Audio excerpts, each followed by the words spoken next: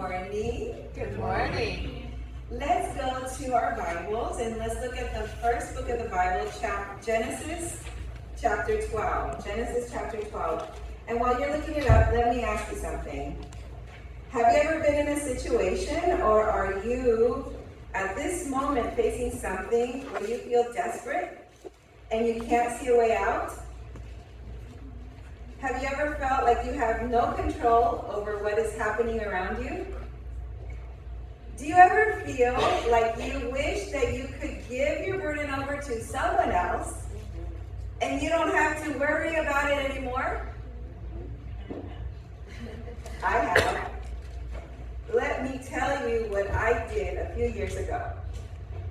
After my family's car accident, the court appointed someone to make decisions for my brother because of his brain injury. And the people in the court that they appointed had moved away, and Harold didn't feel safe with what the decisions that person was making for him anymore. And so he went to the court to change that. But unfortunately, it ended up being something that took years and many court appointments to resolve. Since I'm his favorite sister, right, Harold? Okay, I'm his only sister. Harold turned to me for help. Everywhere we turned for help seemed to be like a dead end. A support team that we contacted for advice told me to give up and accept the fact that my brother would die before I would be able to get a fair verdict. Well, the court date was soon approaching and I felt so little and lost. So I called my husband and I talked with him over the phone about the challenges we were facing. At that time, we lived in Southern California in Canyon Country. How many of you have heard of Canyon Country? It's close to Magic Mountain. And he wasn't home because he was working for that week over in Arizona. And he wasn't sure what to advise me. So what did I do? I turned to God. God, I prayed, I have this problem. My brother is depending on me to help, and I'm not sure what to do. We can't do this on our own. Please, I am begging you to give me a very clear answer and tell me what to do next. I asked God to guide me to the answer from His Word. I opened my Bible, and with full confidence, I just knew that God would give me an immediate answer. Can you please show the next slide? The next one. Friends, God is waiting on us to turn to Him and to give Him full control of our lives. I told God I would open my Bible and point to a verse. Wherever my finger landed is what I would do. Sounds easy, right? You know what part of the Bible my finger landed on? Genesis 19, verse 16. Let's read the verse together. Next slide. And while he lingered, the angel took hold of his hand, his wife's hand, and the hands of his two daughters, the Lord being merciful to him, and they brought him out and set him outside the city. What? I read this verse several times. I was so confused. Well, who in the world is he referring to in this story in the Bible? And what did this have to do with my request to God? My conclusion? Absolutely nothing. This has to be a mistake. I closed my Bible, I closed my eyes, and I reminded God that time is critical and I needed an answer now. I opened my Bible again, and to my disappointment, my Bible opened to the exact place again. Not only that night, but the next morning, that afternoon, and evening. In the middle of the night, I would open my Bible, and I would always find the same place that it would lead me to. And the next day following, my Bible opened to that same exact place. agreed. Here I was looking for guidance, and I had none. So I decided to not only read that verse, but the whole story. Who was this guy here in Genesis anyway that had to be taken by the hand? What can I gain from this man's life? He's not someone that is considered one of the people we talk about much or look up to when we talk about great stories we like to read. He wasn't like Esther or Ruth, Joshua, Noah, Joseph. I couldn't even sleep. My burden was so heavy. Then I got to thinking, don't they say to get a better understanding of the Bible that you should not just read that verse, but a little bit before and a little bit after that verse? And so that's what I decided to do. Let's study about who this person is that God led me to read about in my search for answers. Now the Lord had said to Abram, get out of your country, from your family, and from your father's house to a land that I will show you. So Abram departed, as the Lord had spoken to him, and Lot went with him. Who does it say went with Abram? Lot. And Lot, who is Lot? His nephew. Yes, he is related to Abraham. Okay, so we see here in the Bible that it tells us that Abram left his house as the Lord told him to, and that Lot, his nephew, went with him. We have been learning about Abraham, and Abraham is Lot's uncle. Abraham was great. He was a man of great faith. Remember in chapter 12, God told Abraham to get up and go. God was calling Abraham away from where he lived to save him. Abraham had grown where there was a lot of superstition, and everyone around him was living in a way that was very sinful and very evil. And so even his father's household, they were the ones that would pass on the story from generation to generation to generation, even they had turned away and were worshiping false gods, not the true God. But have no fear. Those that truly are faithful and worship the true God do not become extinct. With Abraham, God had a plan. In Patriarchs and Prophets, it tells us that the worship of other fake false gods invited him on every side. But Abraham remained faithful to the true God of heaven, faithful among the faithless, uncorrupted by the prevailing apostasy. He steadfastly adhered to the worship of the one true God. In Psalms 145:18 that Idalis read for us today, it says, the Lord is ready to help everyone who asks him. He is near to everyone who prays honestly.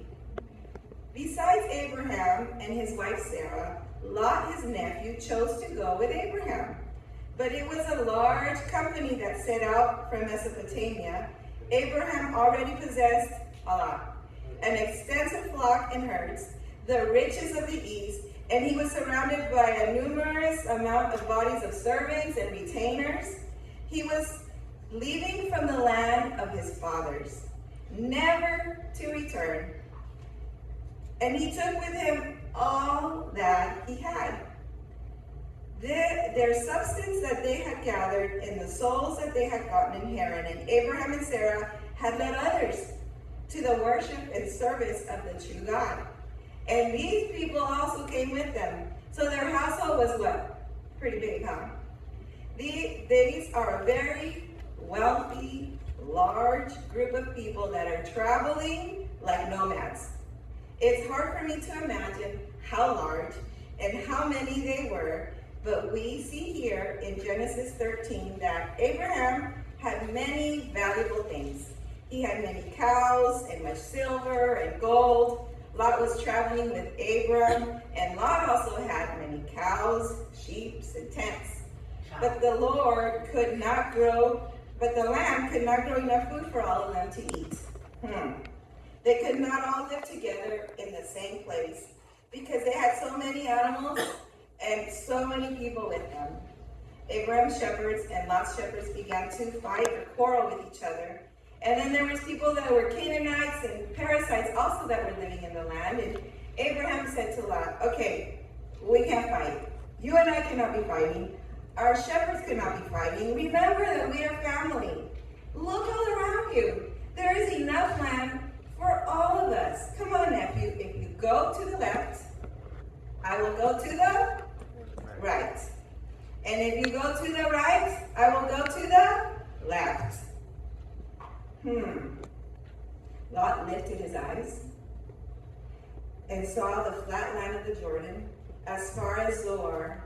And he saw that it had lots of water, like the garden of the Lord. It was good land, like the land of Egypt. This looks promising, he thought to himself. That looks like a great place for me to live.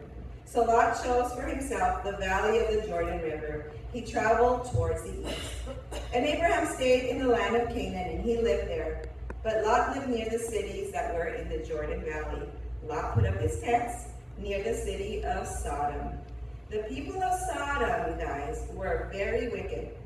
They did not obey the Lord at all.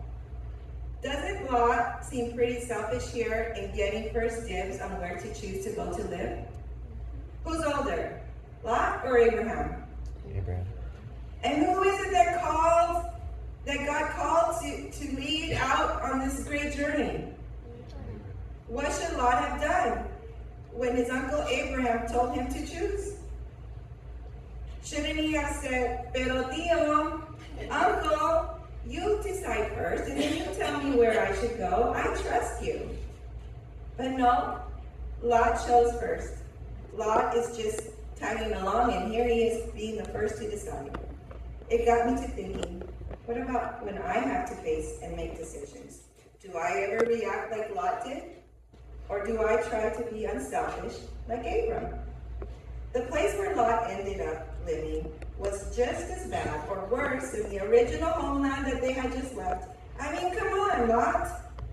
After a while, Lot and his wife and daughters decided to live in Sodom, and life there appeared so beautiful. It was beautiful, luscious, luxurious. City life was really attractive to them. Poor Lot and his family, after living there a while, there was a war between a bunch of kings, and he and all of those that lived near him got captured in chapter 14. He is still worshiping God, but has been living in a crazy, wicked, but beautiful place. Four kings fought against 5 kings, and the 4 kings won. And the winners took all the people and everything for themselves. Lot found himself captured. He was a slave, not a penny to his name. Do you think he regretted his decision to move to Sodom? Or being associated with these people where he lived? What if he had stopped his shepherds from fighting? What if he had tried to find a peaceful solution and stayed with Abram, who God had called? What if he had said to his uncle and asked him to give him guidance from God as to where to go? What if he had gone to the right or to the left instead of ahead? Now when Abram heard that Lot, his nephew, was taken captive, what did Abram do? Did Abram say, well, serves him right. Let him figure things out. He's the one that left. He's the one that made that choice. Abram in Genesis chapter 14, verses 14 to 16 says, Abraham armed himself with 318 trained servants who were born in his own house and went in pursuit as far as Dan. He divided his forces against them by night, and he and his servants attacked them and pursued them as far as Hebron. Hova? I don't know how to say that. Which is north of Damascus. So he brought back all the goods and brought back Lot and his goods, as well as the women and the people. Hooray! What a great witness Abram was to everyone. Clearly, God was with Abram. All these people and these kings and people that were there, they could see that no matter how much they thought themselves better than Abram worshipped the Almighty, true God. And the king of Sodom, where Lot was from, went over to Abram, and he returned from the defeat of Chedorlaomer and the kings who were with him. And then Melchizedek, king of Salem, brought out bread and wine. He was the priest of God Most High. And he blessed him and said, Blessed be Abram of God High, Most High, possessor of heaven and earth. And bless the God Most High, who has delivered your enemies into my hand. Next verse. Oh, there it is. And he gave a tithe of all. Now, the king of Sodom said to Abram, Give me the persons and take the goods for yourselves. So the king is like, okay, you freed us. You did a great job. You can keep everything. I just want my people back. And what did Abraham say in the next slide? I will take nothing from a thread to the sandal strap, and that I will not take anything that is yours, lest you say, I have made Abram rich. All that Abraham had, his riches, came from God. This was Lot's perfect opportunity to get away from Sodom, I think. Hadn't he left his home behind, when he went with Abram and Sarah and left their homeland? He could have started over, right? So did he? No. He went back to live in the same environment with the same people, the same wicked people.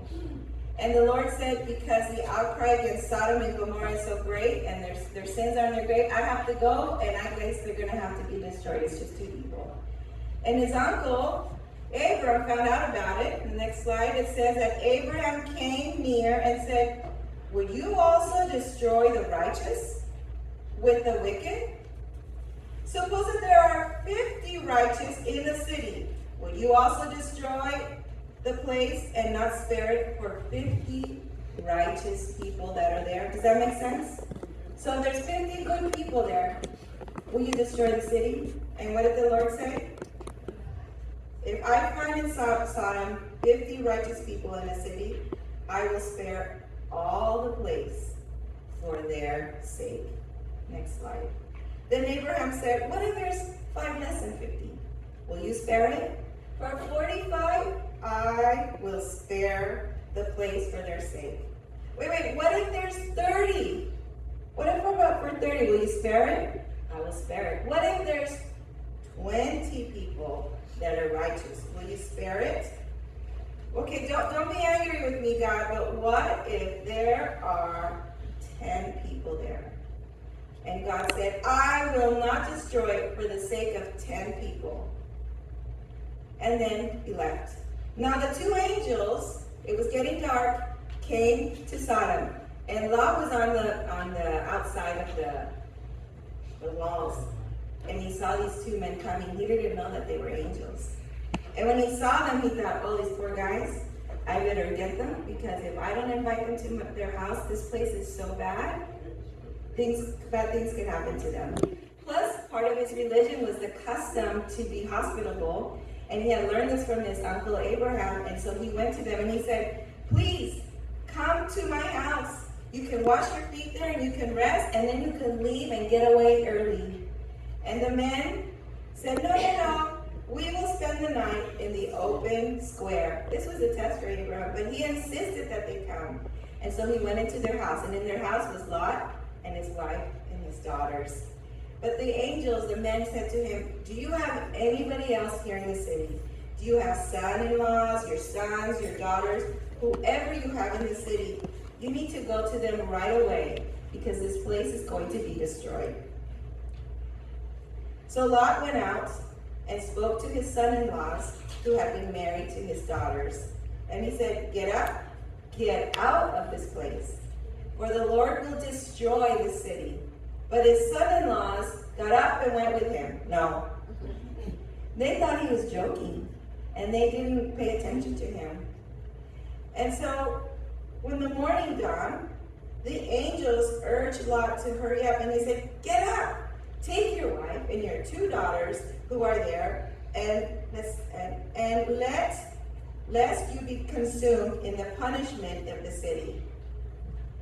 And while he lingered, the men took hold of his hand, his wife's hand, and the hands of the 2 daughters, the Lord being merciful to him, and they brought him out and set him outside the city. That's the same verse that I had been studying.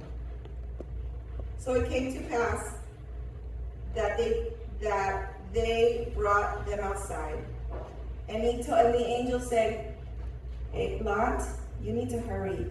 You need to flee to the mountains."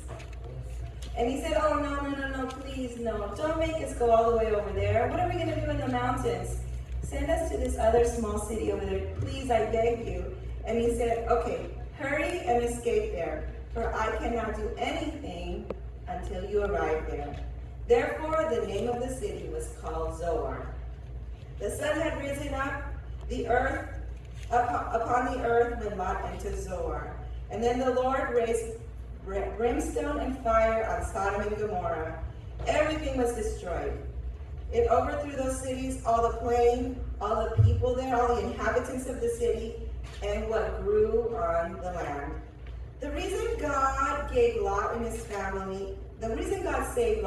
family was because they were still true to the God of heaven. But Lot's wife looked back after him, and she became a pillar of salt. What did the angel say not to do? What did he say when he told him to go? He said, "Don't look back." If Lot had only obeyed immediately and not hesitated and lingered, and he had run to the mountains instead of asking to go to the city, we are told that his wife would have been saved. In Patriarchs and Prophets, it says, if Lot had manifested no hesitancy to obey the angel's warning, but had earnestly fled toward the mountains, without one word of pleading or remonstrance, his wife also would have made her escape. The influence of Lot's example would have saved her from the sin that sealed her doom. But because he hesitated and delayed, it caused her to lightly regard the divine warning. While her body was upon the plain, her heart clung to Sodom, and she perished with it. She rebelled against God because his judgments involved all the possessions she had and her children that had stayed behind in the ruin. Although so greatly favored in being called out from the wicked city, she felt that she was severely dealt with because the wealth that it had taken years to accumulate must be left to destruction. Instead of being thankful for being delivered, she presumptuously looked back to desire the life of those who had rejected the divine warning. Her sin showed her to be unworthy of life, for the preservation of which she felt so little gratitude. We are all being tested in the environment that we live in. Just like Satan did everything in his power to make life difficult for Lot, the devil is doing all that he can possibly do to destroy you, to destroy me. We cannot think that we are the only people going through something difficult. All of us have challenging problems to deal with. Satan is trying to seduce us away from God, to put our mind on the things of this world. It could be the friends we hang out with, the family that do not in their heart obey God. It could be anyone that you work with, in what we choose to spend our time doing. We don't have to be knocked down by this terrible enemy. We can choose to be faithful and to follow God's voice. You and I may not hear the voice of God speaking directly from heaven, but he calls us by the teachings of his word and the events of his providence. We see here God's mercy in the story of Lot and the extension to Abraham, even in the face of such rebellious wickedness nearby. That mercy even includes dragging a man like Lot by the hand, quite literally, in order to rescue him despite his own foolish acts. Why did Abraham let Lot choose first where to go? To go to the left or to go to the right? Abraham was not concerned with having the best for himself, but was willing to let Lot make the first choice. He would accept whatever was left over rather than squabbling. Abraham trusted God to take care of him and to provide for his needs. He demonstrated to Lot that he cared about him. Now you and I, we need to make decisions with integrity and with faith. The same God that provided the ark for Noah and his family chose to enter so they could be saved at the time of the flood that destroyed the earth. The same God that freed Moses and the children of Israel out of Egypt into the promised land. The same God that knocked the walls of Jericho down and won the battle when Joshua and God's children walked around the walls. The same God that saved Joseph and his family from starvation during the 7 years of famine. The same God that gave fresh, delicious manna to the hungry children in the desert. The same God that saved Daniel from being devoured by the hungry lions. The same God that went out into the fiery furnace to encourage Shadrach, Meshach, and Abednego when they refused to worship false gods. The God that saved Abraham from a land of evil and Lot from the evil life all around him is the God that sent his only son to this world to save you and me. It doesn't matter who you are, how important you are, how long you have been a Christian, how popular, rich, poor, a slave, or if you are the leader of a nation. Jesus wants to take your hand and take you to safety. I told you my story when I asked God to help me, and he led me to the story of Lot. The angel took Lot's hand and took him out before the city was destroyed. I went to the court after reading this story, and we went before the judge to ask him to grant Harold his wish to live with us, and the judge said his hands were tied because of certain laws. I felt helpless, alone, no control over what was happening to my sweet brother. I just wanted to curl up into a ball and cry for days. Whatever was happening in the world around me was so overwhelming.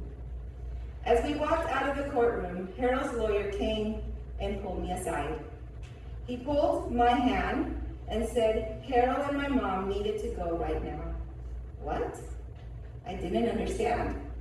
The lawyer again pulled my hand and said, Harold needs to go from the city and go now.